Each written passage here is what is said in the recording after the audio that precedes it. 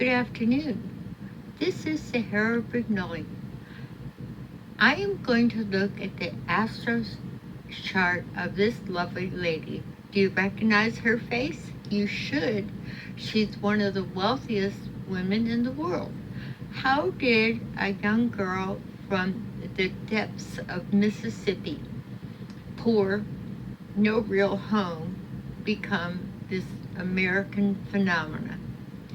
And what does that say about the stars, and can they predict those kind of phenomena? You bet they can.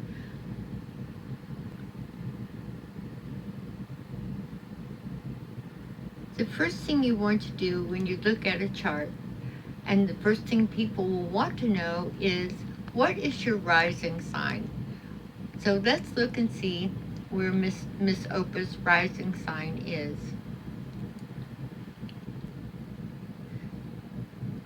She is a Sagittarius rising.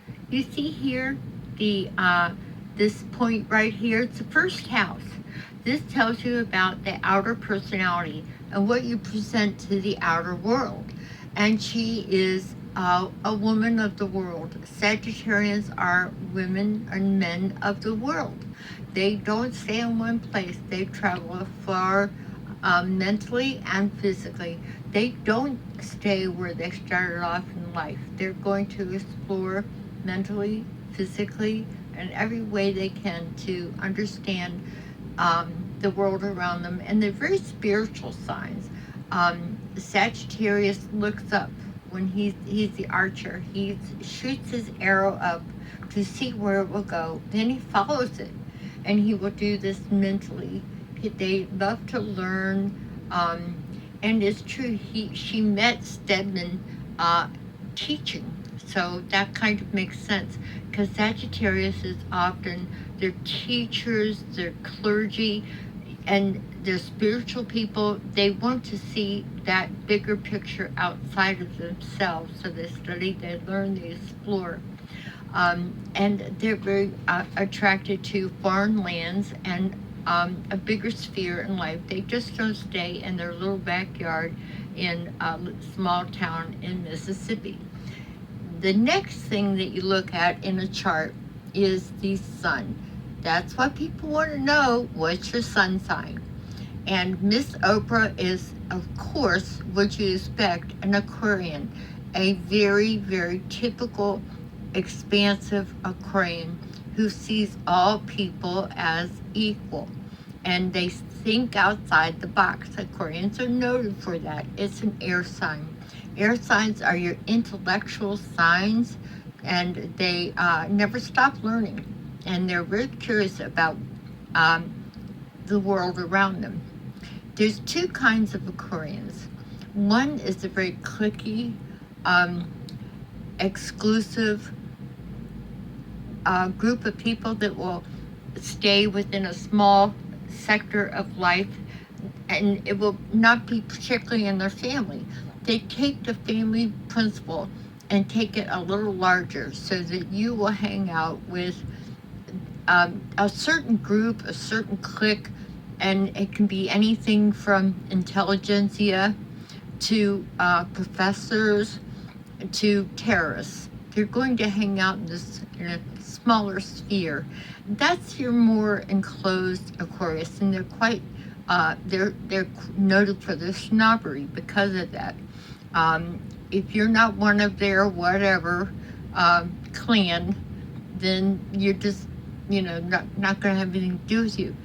However, the other 50% of the Aquarians well make up for that type of exclusiveness. They see everybody as equal, and they work towards that. They strive towards it. They embrace the whole of humanity, and little animals. It's all one, says the evolved Aquarian. The next thing we look at is, we want to know from people, is what's your moon sign?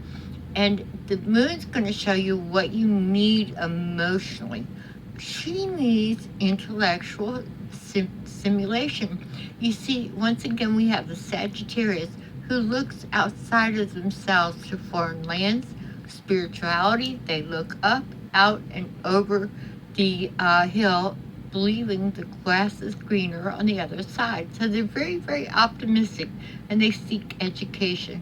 So that's Sagittarians are a fire sign, and all of your fire signs are your magnanimous personalities.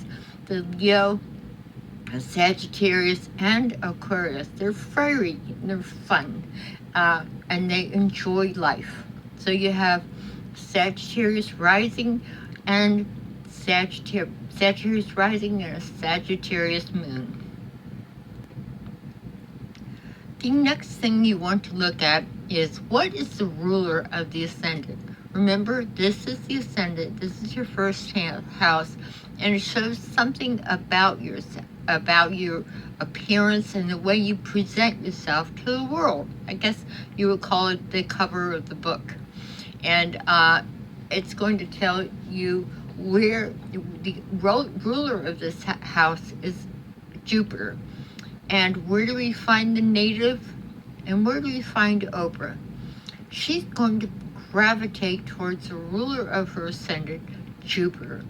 Jupiter is a great beneficent. Where you have Jupiter, you have grandiose, big, good luck, and lots of good things. It brings all astrologers look for Jupiter in the chart, and it rules her ascendant. So we have a large person, a large personality who is magnanimous with the world, and she shows that. She shows that in many ways. What does she focus on? Her work. What else? Where do you find Oprah? At work. There's another place you might find Miss Winfrey is on one of her estates. Yes, we have one of the wealthiest women in the world, and she has the land to prove it. She has Venus, the goddess of love, in her second house. Venus is the planet that brings us good things. You think of luxuriating in a spa, think of Venus. You think of buying a diamond, think of Venus. Anything Venetian is beautiful, and they will gravitate towards the beauty, the comfort, and the goodies of the world. Yes, unfortunately, this is a chocolate eclair of life, and it follows you around, haunting you. So you get the bling, but you get the calories too. And anybody with prominent Venus, in this case it's exactly conjunct to her sun. They're like married to each other. So the second house is noted for land. You must look at Miss Winfrey as a Taurus. Her sun is in Aquarius, but it resides in the second house.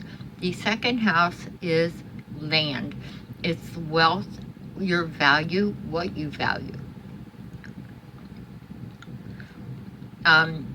So people like that, in with placements here, you sometimes they have an orphan's attitude because they grow up poor. They're very aware of it, and they won't waste anything.